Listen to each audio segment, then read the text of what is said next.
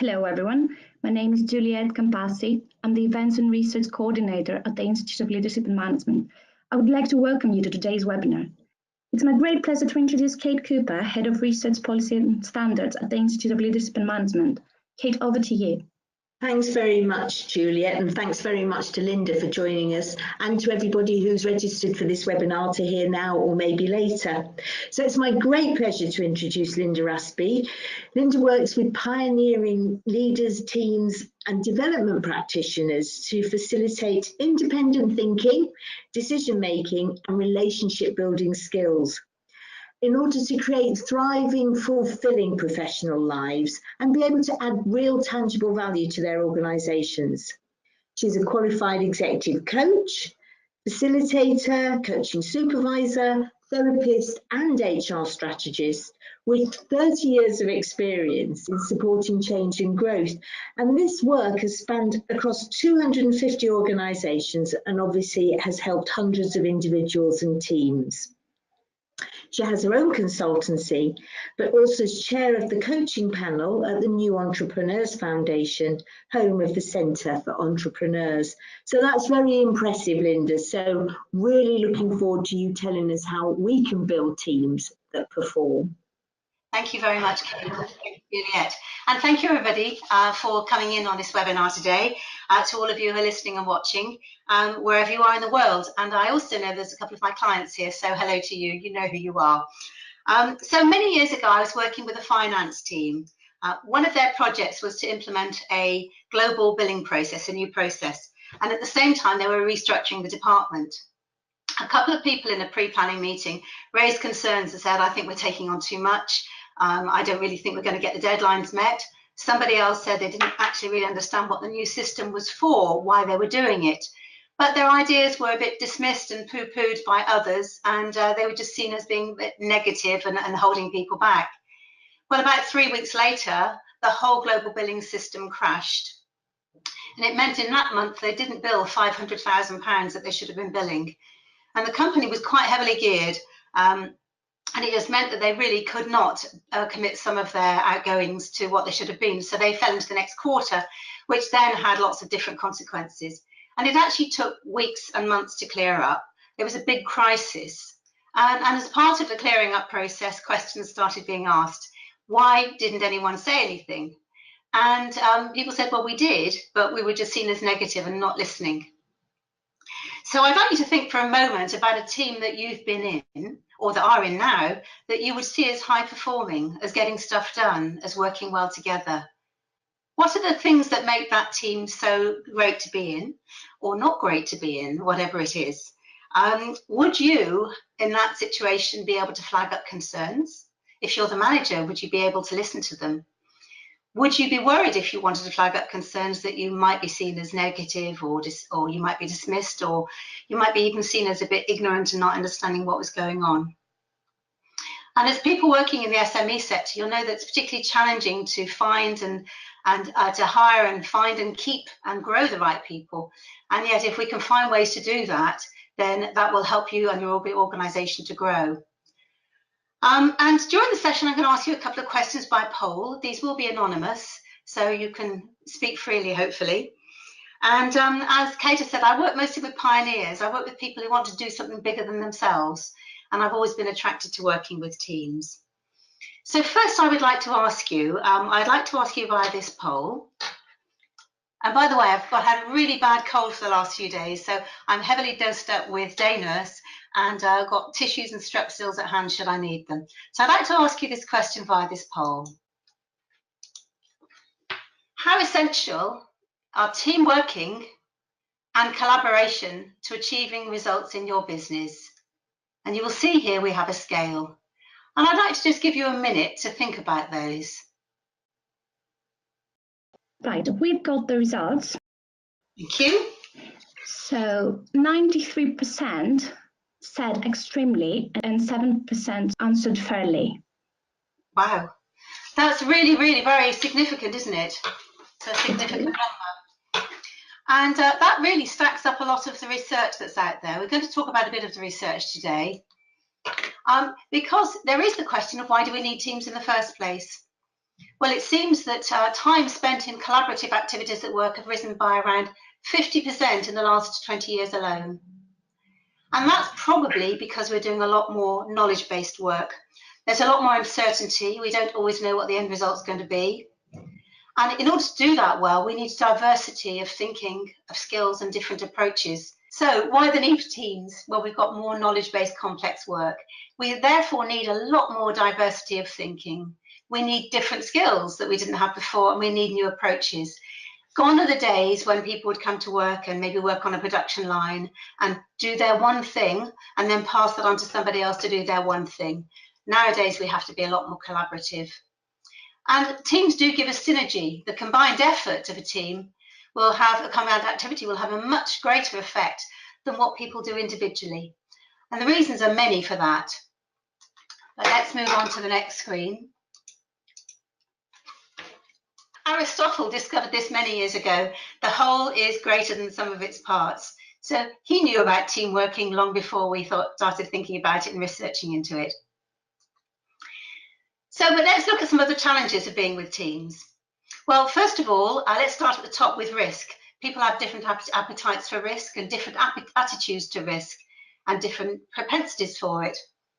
People can come into conflict moving around to the right. We've got some stags or deers with locked horns. They can get into conflict, and that can hold things up and create bad atmospheres. Equally, they can go the other way. People can get stuck in what's seen as groupthink, where everybody thinks the same thing, they're all getting on fine, but nobody's really raising any new ideas or challenging the status quo. Also, everybody in a team has got previous teams they've belonged to, and the first team of our life is often our family. And so we bring unconscious things to the team that we're in. Also, sometimes people can be bottlenecks. We have different pace of working, different ways of doing things, and if somebody in that team is a bottleneck, that can slow the whole thing down. And also, people often end up at different places. They want to end up at different places, and they don't always want to come from the same place in the first place.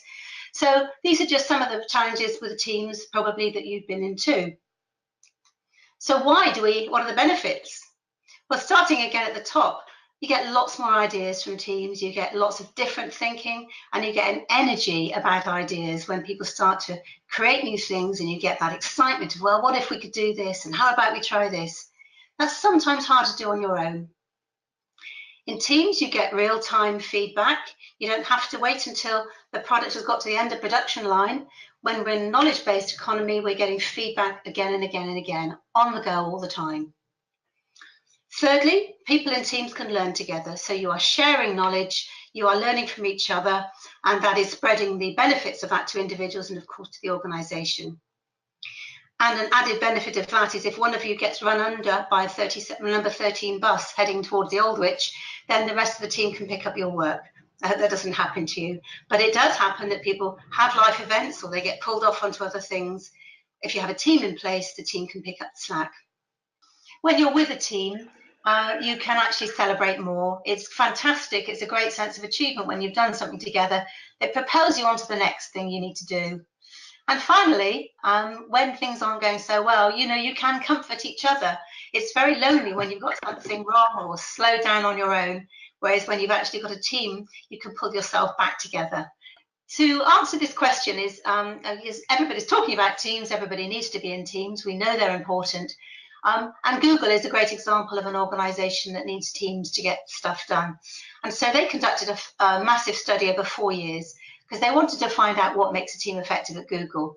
One would assume, perhaps because Google's such a great name, that everybody's effective, but there are different levels of team effectiveness across Google. So they did this massive project, and they called it the Aristotle Project in tribute to Aristotle.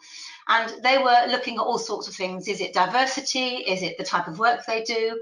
Is it the length of time that people have been in a team? Is it their manager? Is it is it a skill set? Is it their graduates or non-graduates or MBAs? What is it? Is it where they trained? And they extrapolated a massive amount of data through interviews, etc. And I've got references for you at the end of this. And the result was top 5 things of what made a team effective at Google. And the first one was a big surprise, which was psychological safety. And they define that as team members feeling safe to take risks and be vulnerable. knowing that if they say something, they won't be punished or made to feel foolish, or if they get it wrong or don't know or even don't agree. People do not want to be seen as negative, and they certainly don't want to be seen as obstructive in any way. So this is essential for creativity, breakthroughs, and innovation. So one, I think that's particularly surprising, because one would have assumed that at Google, people do take great ideas and they are really creative and they do speak up. But it showed that the highest performing teams, across 180 teams they surveyed, had high levels of psychological safety.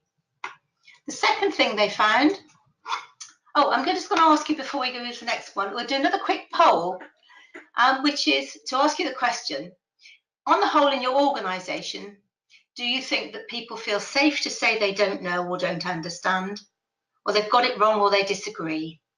So can you just say how much you agree with that statement?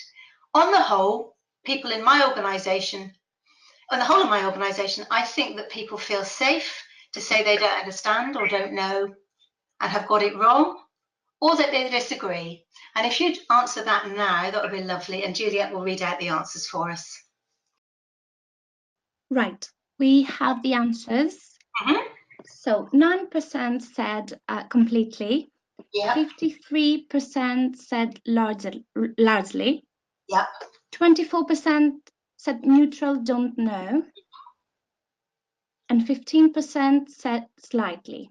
0% replied not at all. Lovely. Well, it looks as if there's some healthy teams out there. That's a really encouraging result, particularly given that 93% of you felt that team working was essential in your organisation, because if psychological safety is such a key factor, that's really important. So let's look at the other 4 factors that Google found in their survey. Just first of all, another Greek. I love the Greeks. They were so smart. Ovid said, "A new idea is delicate. It can be killed by a sneer or yawn. It can be stabbed to death by a quip, and worried to death by a frown on the right man's brow." And it shows you really how sensitive people can be without us even realizing they are. But imagine if you're in a meeting, you have an idea and somebody frowns, it can just kill it. So psychological safety was recognized then.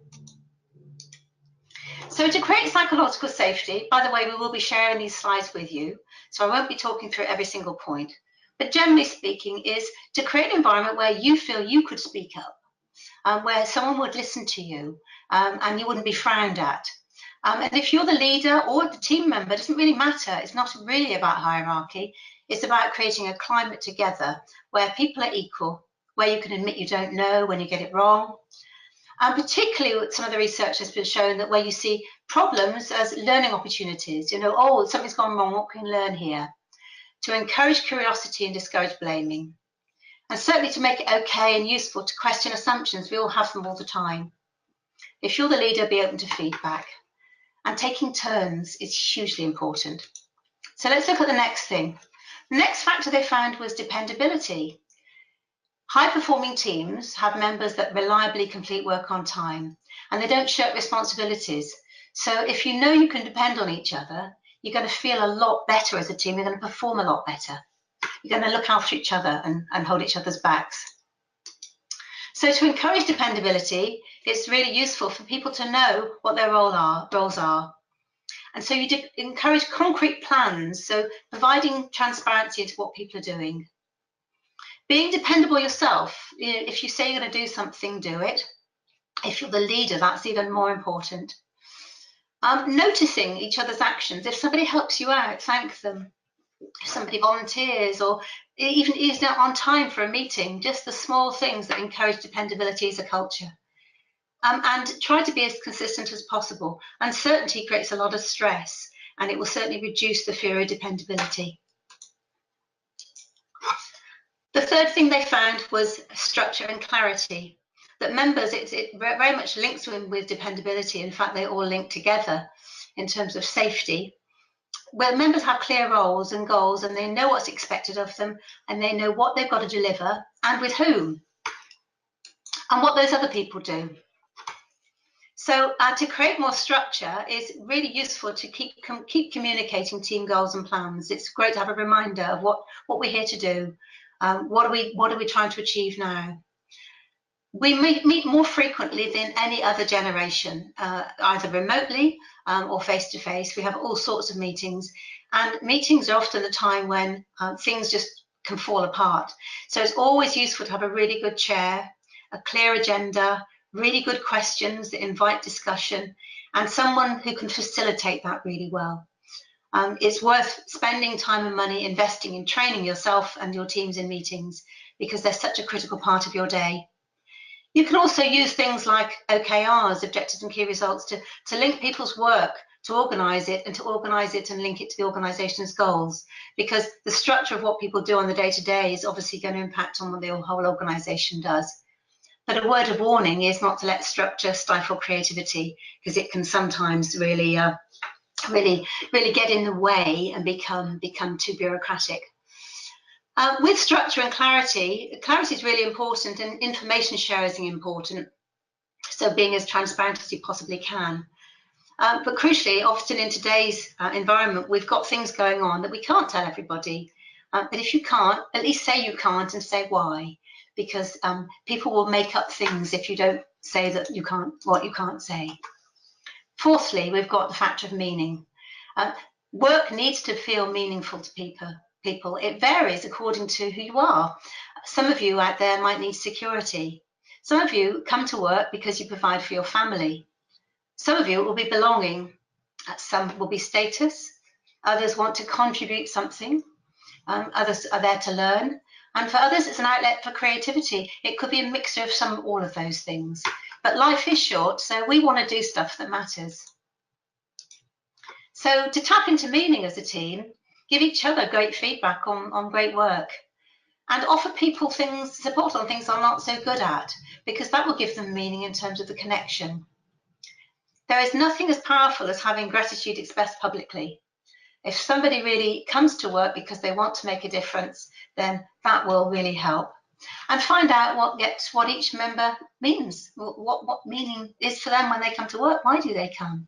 We can't assume just because somebody's motivated by money that it's the money itself they're motivated by. All sorts of things.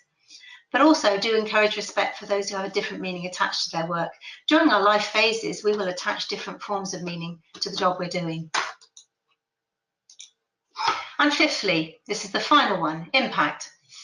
It's very important for people in high-performing teams that they tell us that they need to know their work matters, that it creates change, that it contributes to the organisation's goals or does something really positive to others, impacts in some way.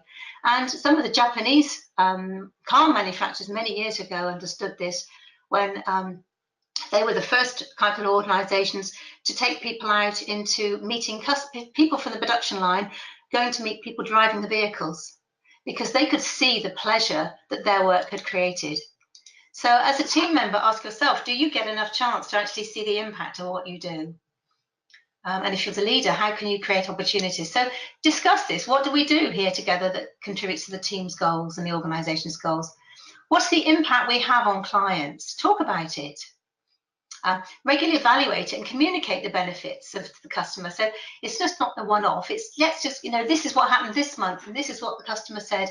Whether it's an internal customer or an external customer or even a supplier, it's wonderful to talk about the impact we make. And seek out opportunities for the team to meet when you can. So let's bring it all together now. You've had the 5 ideas of the 5 things that Google found were really, really critical to building a high-performing team. These seem to be fairly consistent in Google. It would be interesting for you to look at their research, and there's links to that, to see, does that apply to you? They are a knowledge working economy. You may be different. You may be working in a very different kind of field, but it might be likely that it would apply, because these are actually about meeting basic psychological needs. The thing that I use most of all to bring all of this together is something called the thinking environment. And it's 10 components or 10 conditions that we've observed over 30 years that seem to quite reliably help people to ignite their thinking, to work well together and to solve problems. And together then they can innovate and make change happen together. So you can either create an environment that ignites thinking and contribution, or one that extinguishes it. So these 10 factors seem to be very important, and I've got some further reading for you. But as you can see here, these all sound like these look quite sort of soft things: attention, feelings, diversity, place, appreciation, and yet they help to create that environment where people want to flourish.